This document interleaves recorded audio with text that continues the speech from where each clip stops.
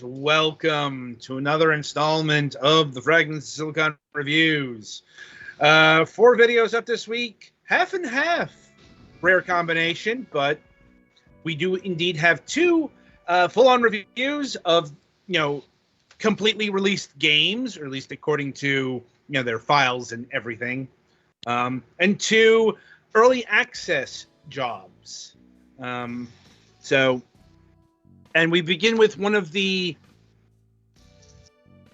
1.0 games in 9-Ball Pocket. So 9-Ball Pocket is another release from Super Powered Up Games. The good news is this is an actual recent affair. Like, as far as I cursory glance at the table of releases, looks like this game first came out in 2021 for the PlayStation 4. Like, maybe the Nintendo Switch. I don't know, one of the consoles. And, like, this release came out, I think, last year. Last year. So, like I said, it's a far cry from reviewing repurposed DSiWare or eShop material from the Wii U. Like, or so you'd think. Like, but before that, so I guess I'm gonna have to go over 9-Ball a bit before we get into the particulars. Unlike many other kinds of pool, you only use 9 balls. Well, 9 balls plus a cue ball. Yeah, 9-Ball is a much slimmer game than 8-Ball is. So the way 9-Ball works in the very basic terms is your ultimate goal is to get the 9-Ball into the pocket. And unlike, say, 8-Ball, where, you have to solid strikes before you get to the 8-Ball. No. If you knock the 9-Ball in, say, while you're still working on the 3-Ball or something like that, you still win. Provided you do a thing and don't do a thing. Like a big part of 9-Ball is I forget the term, but it's got to bounce off of one of the walls. Mm-hmm. Carom? Yeah. So if it does that and doesn't bounce, it's a foul, if I'm remembering correctly.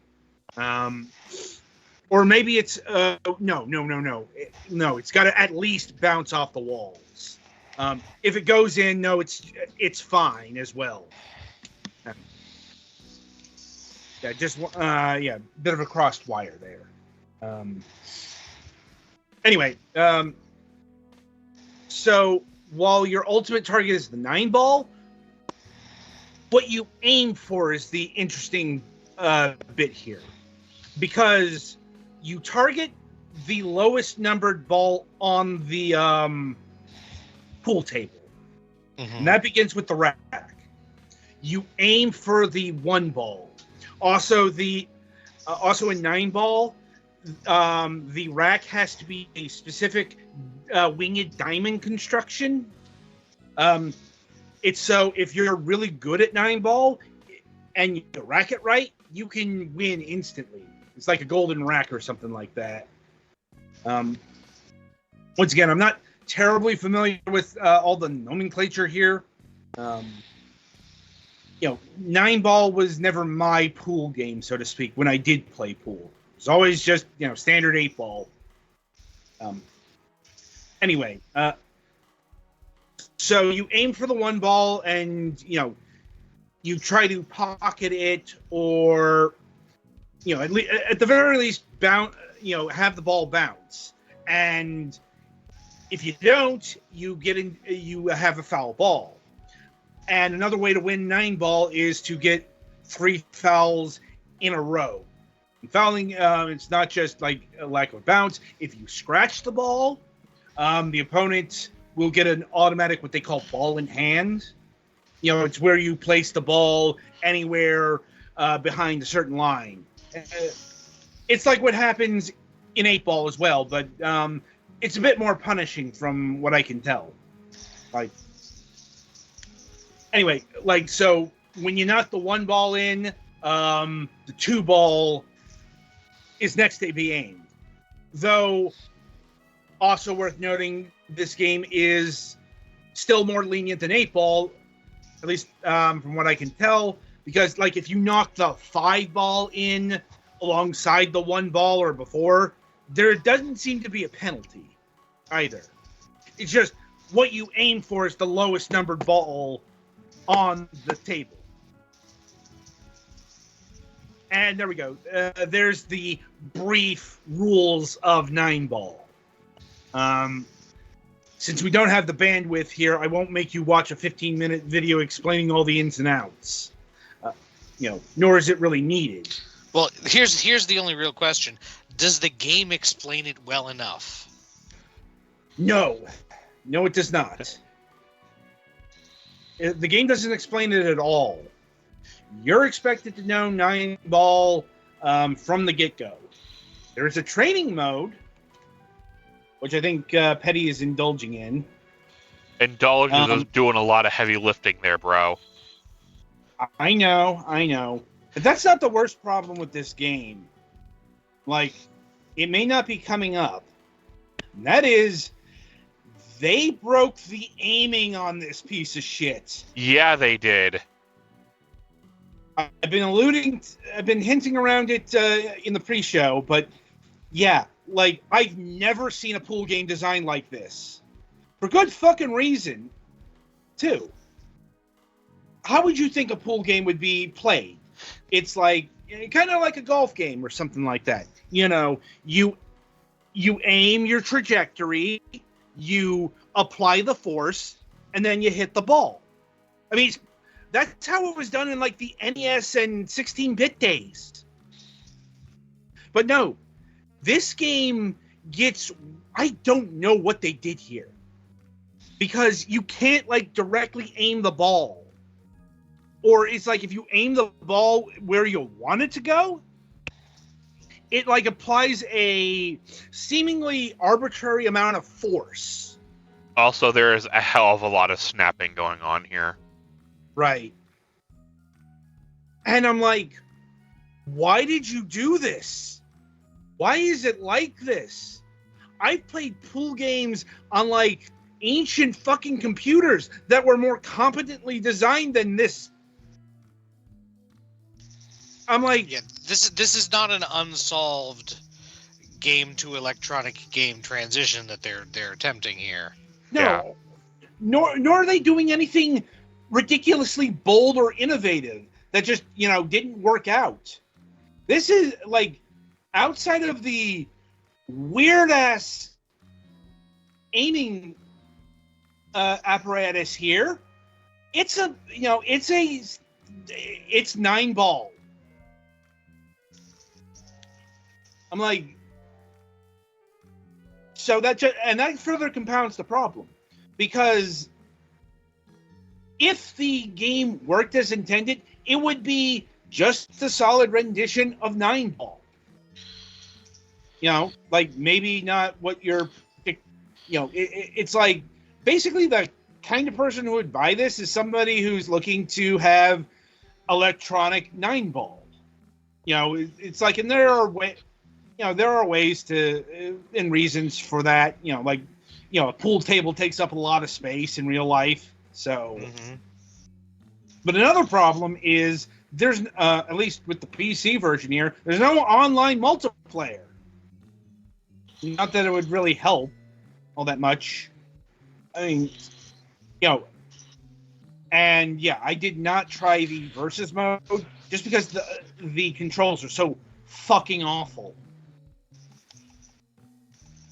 It's that bad.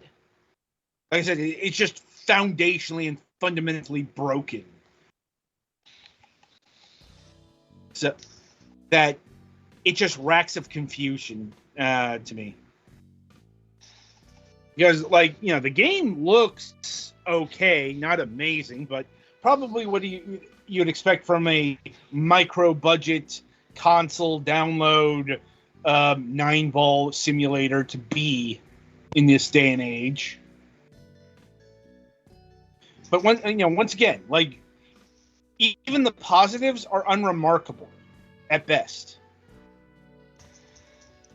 But it just comes down to the wonky ass control and it being just no fun to work, because it's not just a matter of, because you can theoretically cheat or you raise the hits, the amount of force, but sometimes you want to hit the ball softly in a direction and you can't do that.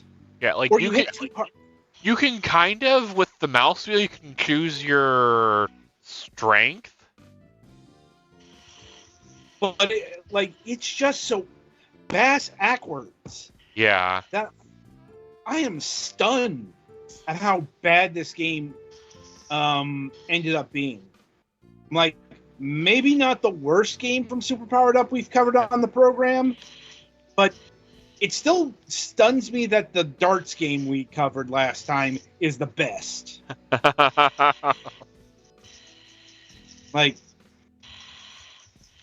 Anyway, so getting to price. The game clocks in at $5.99 at a regular price. Can't say how well it functions with a controller. Because I don't think. Just looking at all of this, I don't know if it would map well to a controller at all. No, I mean, it's come out for consoles, so of course it would have controller support there. Yeah. But here's the thing. Our reviews are kind of based off of the version we cover. Right. And I suppose the good news is no matter where you pick this up, it's $5.99. But the thing is, at least on PC, can't speak to the quality of the console games, but here where it should control the best, because I've got a mouse and a keyboard, but specifically a mouse which can better stimulate the striking motion of a cue. PCs have been doing digital pool since before we have been alive. You're probably right about that. So this shit was solved, and this game went and broke it. It's an impressive break in my estimation, because it's one of those foundational things that you don't think about until somebody messes it up. You failed that badly. This is genuinely one of the worst games we've covered this year. Mm-hmm. So we'll probably be talking about it, in our next wrap-up session. And it's I think that thing that sucks the most is I was thumbing on the Play Store before we were getting set up, and I found a whole bunch of pool games that kind of play a little bit better than this on mobile. And they're free with ads. That's a damning indictment if ever I heard one. Yeah, so 9-ball pocket avoid at all costs, which, given everything we talked about, shouldn't be too hard. Anyway, so that'll about do it for this game.